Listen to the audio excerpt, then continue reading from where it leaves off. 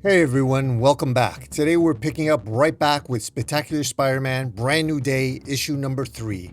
Last time we saw Spidey, he was in deep trouble as a mind-controlled Punisher in a tactical chopper is about to blow up the Daily Bugle. Can Spidey snap the Punisher back to reality before the mob takes over? Let's dive in page by page. Also, make sure to catch Spider-Man Brand New Day in theaters tomorrow. Don't forget, across the street from the Daily Bugle, we see Robbie Robertson and Dexter, the new owner of the Daily Bugle, engaged in a heated debate over Peter Parker's latest story pitch about Spider-Man. Dexter dismisses it as standard fluff, declaring it will never see print as long as he's alive.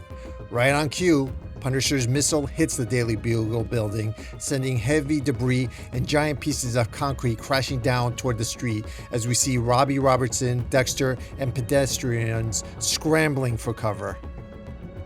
We now see a Mr. Negative controlled Punisher piloting a heavy armored attack helicopter. Outside of the Daily Bugle, Spider-Man emerges, battered from the rubble, as we hear Punisher say, "You survived? How?" Spider-Man, you know me, Frank. Spider strength, I can take a hit, and of course there's the webs, they helped. Come on, Frank, let's talk. You want me?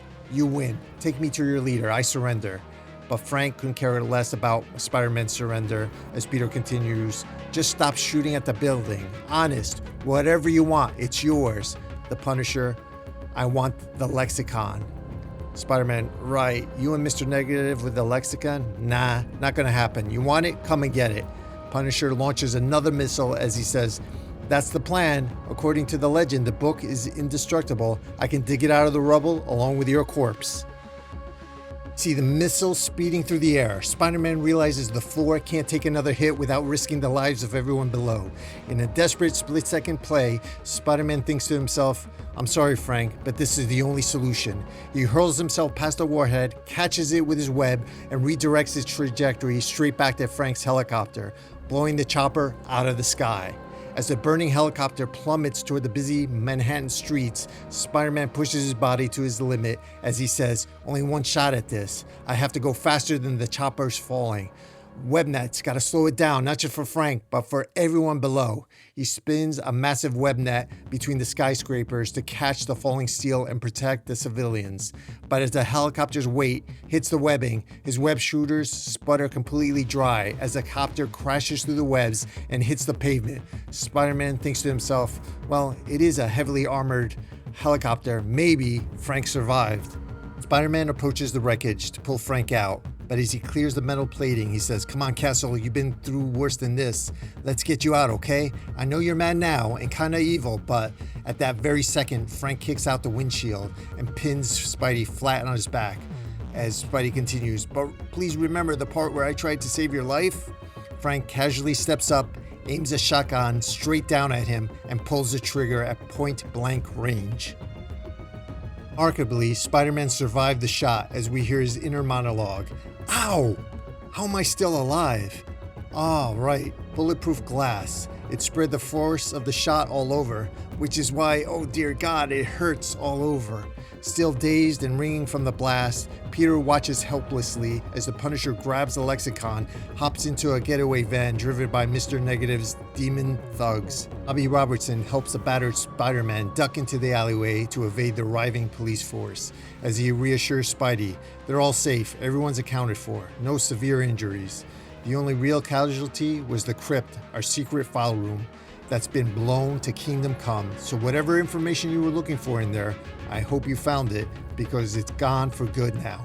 You were researching the lexicon, weren't you? Spider-Man replies no. In the alleyway, Robbie tries to figure out what Spider-Man was looking for in the crypt. Spidey reveals he wasn't looking for the lexicon, but rather a way to break the Punisher out of Mr. Negative's mind control. Robbie, so Mr. Negative has his unkillable army, the Punisher, and the lexicon? And what do you have?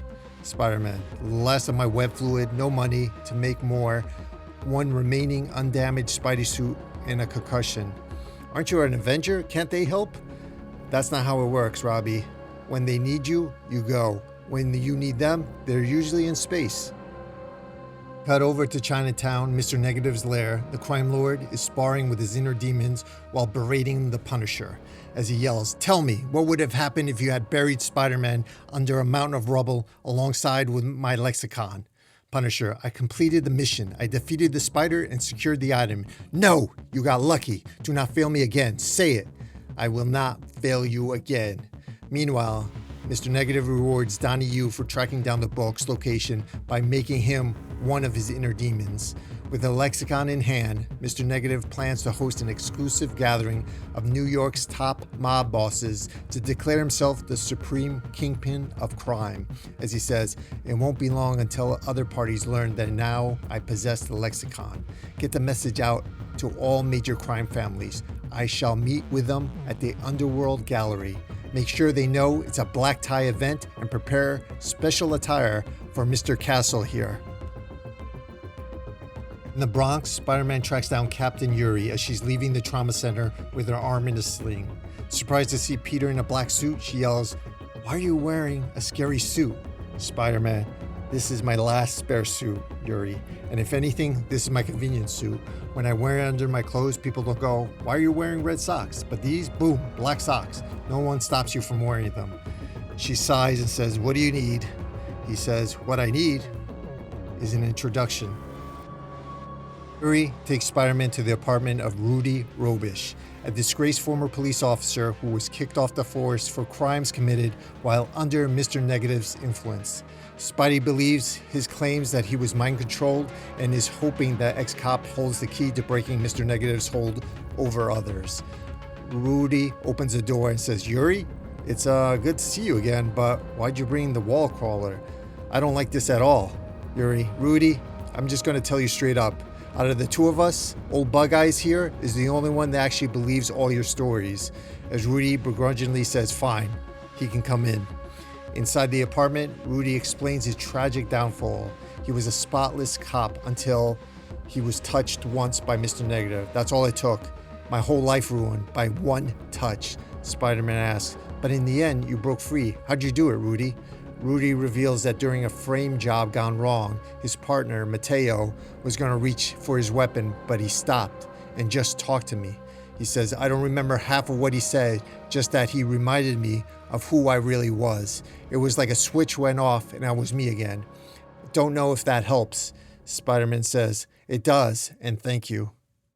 We cut to the feast center. We see Donnie Yu trying to hide his damaged clothes after being turned into Mr. Negative's inner demon. His grandfather catches him holding the demon mask and yells, "What? You are one of Mr. Negative's inner demons? You stop this now. To honor your late father and mother, you walk away from this evil man." Donnie Yu knocks his grandfather down, trying to get his mask back, yelling, "I am doing this for us, old man, to get us out of poverty, to give us a new and better life. In the end, being touched by Mr. Negative and serving him will serve us." Later that evening, New York's underworld arrive in limousines at a secret wing beneath the Metropolitan Museum of Art, known as the Underworld Gallery. Major mob bosses, including Tombstone, Madame Mask, the Hood, Diamondback, and the Owl, arrive in black tie, all aware that Mr. Negative has summoned them for a massive power play. Inside the opulent gallery, tensions run high among the crime lords as they exchange threats and jabs at each other. Tombstone, "Why the black ties? I only wear these for weddings and funerals." Madame Mask jokingly says, "Are you proposing, Tombstone?" Tombstone, "Yeah, Mask, I want to bury ya." The squabbling stops as Mr. Negative makes a dramatic entrance on the balcony, ready to lay claim to the ultimate throne of the criminal underworld, as we hear him announce, "For those who don't know me, I am Mr. Negative, the crime lord of Chinatown, and I have brought us all here together." Mr. Negative reveals he has the lexicon, as he says, "To add my name to the devil's ledger, to write my name in blood into the first contract of our sacred lexicon, to install me as a new Kingpin of Crime." Tombstone yells, "Let's say we did this. Where's your tribute? Whose blood would you use to spill and sign?" Mr. Negative responds, "For my sacrifice, I offer up our greatest common enemy, Frank Castle, the Punisher."